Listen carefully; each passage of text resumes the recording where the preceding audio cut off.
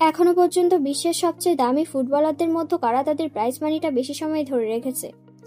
তাদের মধ্যে টপ 5 ফুটবলারের 5 নম্বরে আছেন ডিয়েগো ম্যারাডোনা, যিনি 1982 সালে 7.3 মিলিয়ন ট্রান্সফার ফিতে ট্রান্সফার হন এবং 4 বছর তার এই রেকর্ড অটুট থাকে।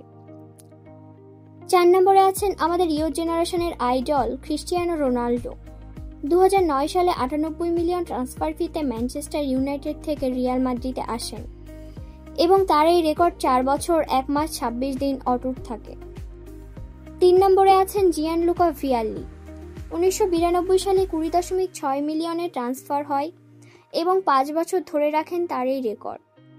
এরপরে 2 নম্বরে 77.8 মিলিয়ন ফিতে জুভেন্টাস থেকে রিয়াল মাদ্রিদে আসে সর্বকালের সেরা মিডফিল্ডার জিনেদিন জিদান এবং তার এই ট্রান্সফার ফি 7 বছর 11 মাস 27 দিন ধরে রাখেন, যা ওয়ার্ল্ড ফুটবলে অনেক বড় রেকর্ড মানা হয়।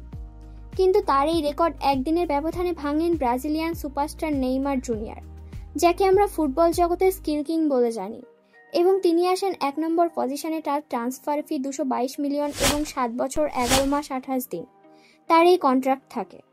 নেইমারের 222 মিলিয়ন ইউরো এবং 7 বছর 11 মাস 28 দিনের রেকর্ড কবে ভাঙবে? আদৌ কি ভাঙবে?